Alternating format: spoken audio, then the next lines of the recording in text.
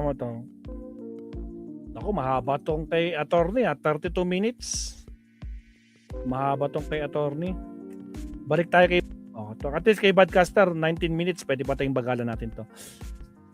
Ito na yung sinasabi ko kanina, Mabsat, no, na may mga senador na hinihimok na si Bato ay sumurrender na sa ICC.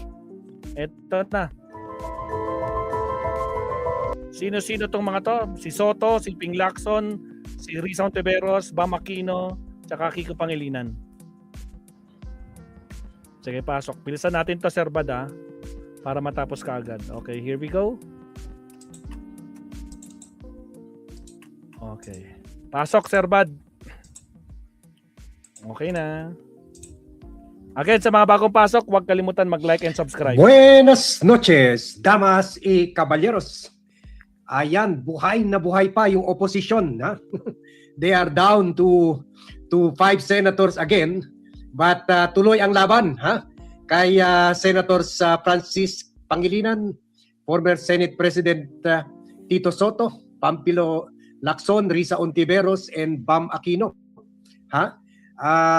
Just before the session ended today, for a break, they authored the 5 matitinong and independent senator and patriotic senators filed resolution 395, dated May 12 at 5:58 this afternoon.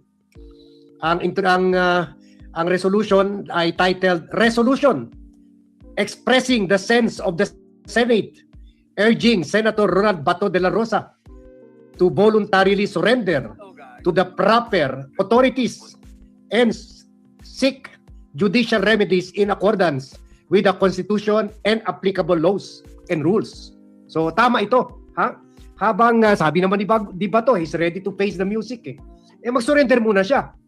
And then mag-surrender muna siya either sa PNP, pero wag na lang diyan, andiyan si Nartates Baka mas tutulungan ka pang makatakas itong si Bato.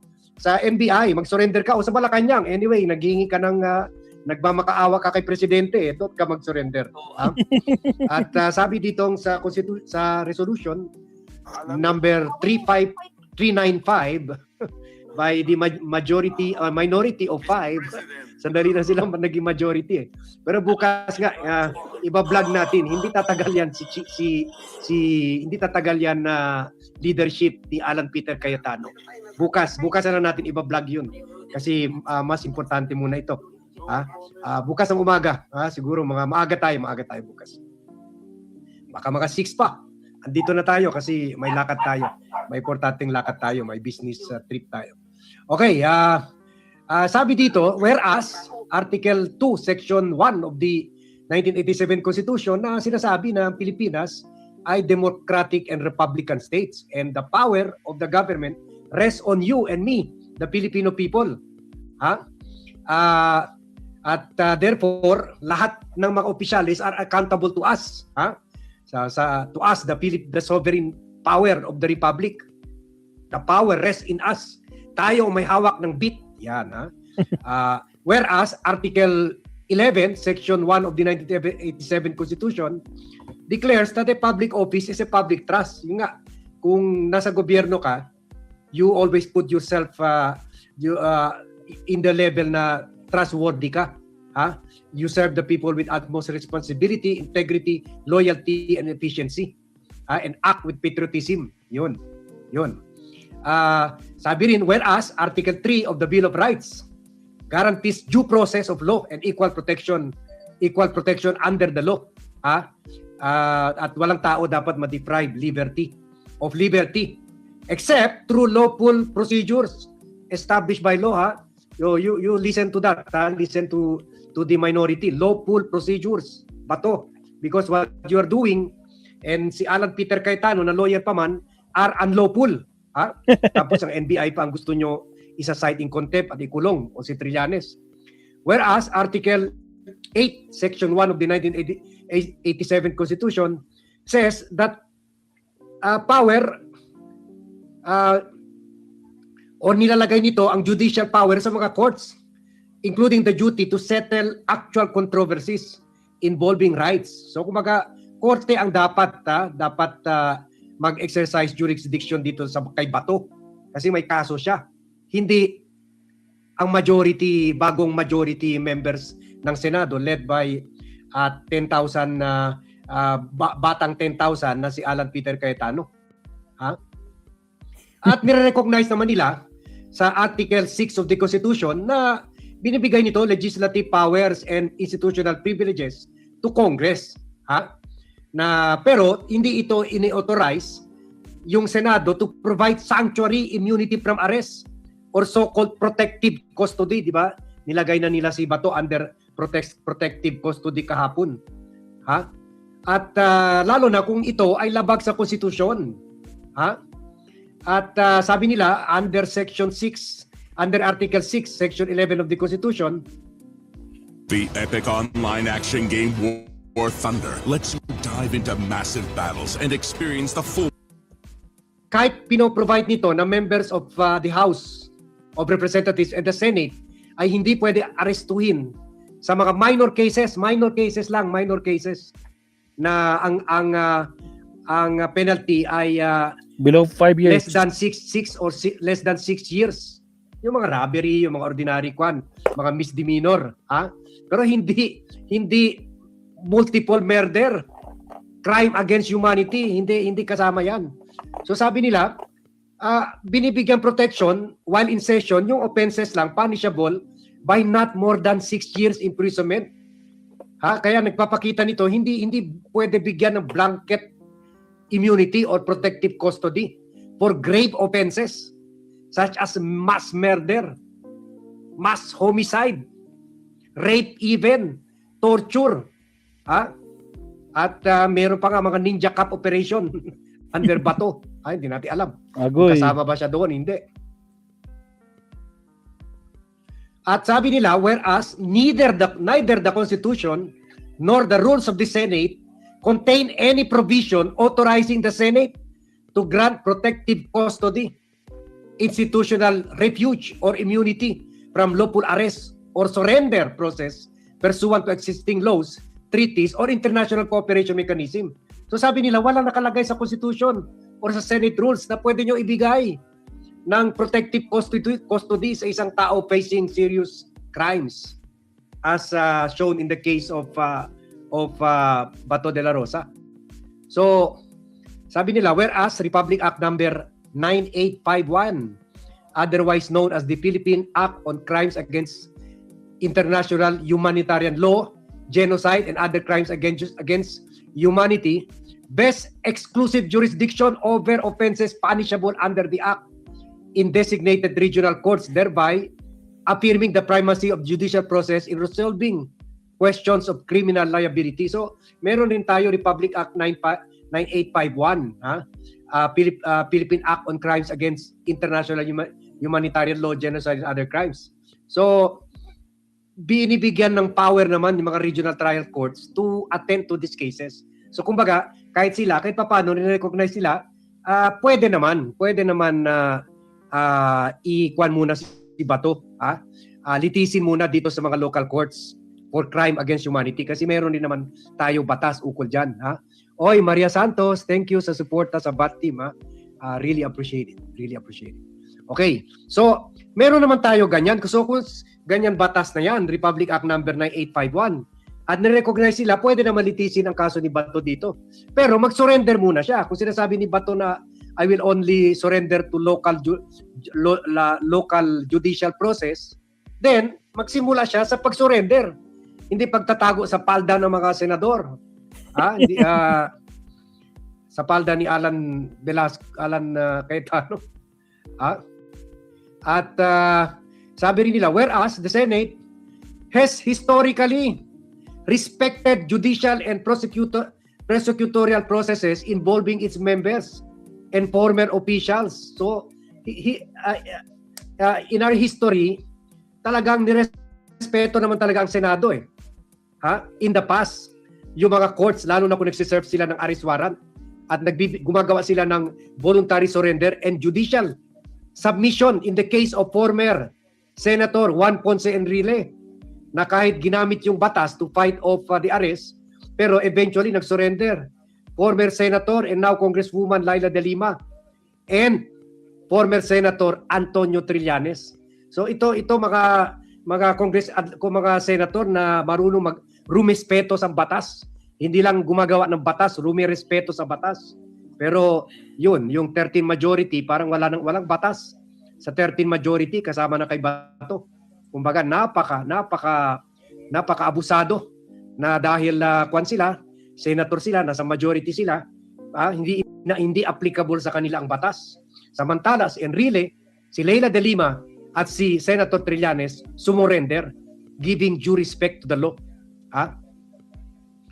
At sabi nila, whereas adherence to lawful processes and voluntary submission to judicial authority in strengthened democratic institutions, yun, mapapalakas daw yung demokrasya kung mag-surrender na lang itong si Bato. Sabi naman, ito nga, wala nga sinabi sila dito na sumusuporta sila na itapon na sa daig. Wala nga sila binanggit dito na wanted siya sa daig. Siguro, syempre, kahit paano, naawa pa rin sila. Kay Bato, syempre, di ba earlier, pati ito sila Bam Aquino, sinabi na tutol sila kung maaresto si Bato na while kung Senate is in session. Pero ngayon, minority na sila. At nandyan na si Bato, na bago na yung stand nila sa controversial issue na ito. Yun, ito na. Yung now, therefore, be it resolved. So, ito na ang prayer nila. Now, therefore, be it resolved, as it is hereby resolved by the Senate of the Philippines, to urge Senator Bato, Ronald Bato de la Rosa, to voluntarily surrender to the proper authorities and seek judicial remedies in accordance with the Constitution and applicable laws, especially yung sinabi natin kanina, Republic Act 9851. Pero mag-surrender muna. Kuwan ka muna. Doon ka muna sa bilibid. Resolve further that the Senate affirms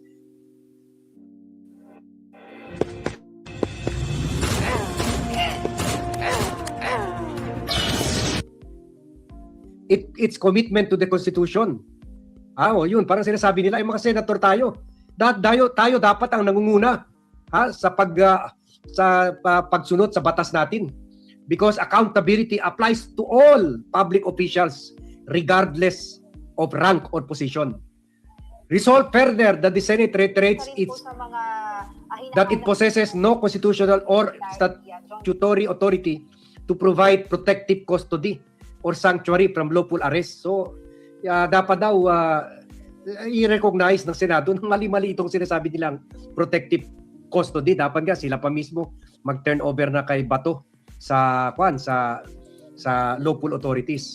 Resolve finally, ayun, copies of this resolution be sent to the senators, the Supreme Court, the Department of Justice, the Philippine National Police, and other concerned agencies. Yan, hindi nakalagay rin dito NBI kasi alam nila mainit ang mga kasama nila sa NBI. So, tama naman ito. Okay yan.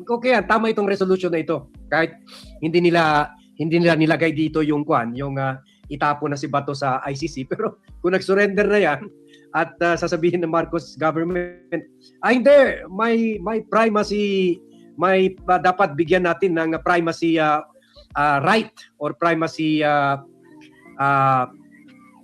dapat manaig yung international law. They should be given primary respect and in the spirit of committee, yung mag-cooperate tayo in the international community, like ang Interpol, tinutulungan tayo kay Saldico at nahuli na yung sila Alice Go, sila Arnie Teves at Alice Go. So ganunin, respeto rin natin yung international law, especially the Interpol na nag-implement ng order ng ICC kahit hindi na tayo member ng ICC. Although dapat irespetuhin pa rin natin yung ICC dahil the crimes were committed when we were still a member country of the ICC. Bago tayo inalis ni Duterte. So, hindi natin alam what will happen to this resolution. Lilima lang sila. Lilima lang. Pero let's use this to drum up public opinion. Bato. Hashtag Bato Surrender. Bato Surrender. I-share nyo itong vlog. Ilagay nyo hashtag Bato Surrender. And then i-like nyo itong vlog para mapunta ito sa inbox ng mga kababayan natin. Siyempre, hindi ito actionan ng majority dyan. Siyempre, protektado nila si Bato. Pero, we should work together to push this. Baka naman, public pressure. Remember, karamihan dyan sa majority ngayon, sa 13 senators, re-electionist senators sa mga yan. Tama. Tatakbo yan ulit. Loren Ligarda. 2028 for Loren Ligarda. Cayetano. Sino pa ba? Robin Padilla. 'Di ba? O mga re-electionist. Pati si Villar. Re-electionist yan. Wala na. Malabo na sila makabalik yung mga yan. For re-election. Kaya kahit papaano, they are listening to public opinion. Nakita nyo naman sa mga speeches nila kanina, they always cite, binabanatan pa ang media they always cite the reaction ng publiko. So I hope we can drum up support for this. Okay? So sige, hanggang dyan na lang tayo. Tomorrow again, maaga tayo. Meron pa tayo vlog, kaya mag-end na tayo. Meron pa tayo vlog at 8:45. Ito naman yung nangyari kwan dyan, na nabugbog yung isang abusado rin ng security ng Senado. See you again. Pre-recorded yan at 8:45 or 1 hour from now. So buenas noches a todos. Thank you for joining me in this vlog. Good evening to all and see you in my next vlog. Salamat, Sir Ban. Nako po. Paano ba yan, Para Bato? sa pusong kumakayod. Paano ba yan, Bato? Nakikiusap na yung mga kapwa mo, Senador, na sumuko ka na. Huwag ka na magtago, Bato. Harapin mo na lang yung kaso mo, di ba? Deo Marte, Deborah G, shout out. Di ba? Harapin niya na yung kaso niya. Para hindi na naman, wala nang nagrarally dyan, wala na nagsasacrifice dyan na inutusan mo, na dyan kayo. Siya, next topic tayo. Second to the last topic tayo. Isa pa.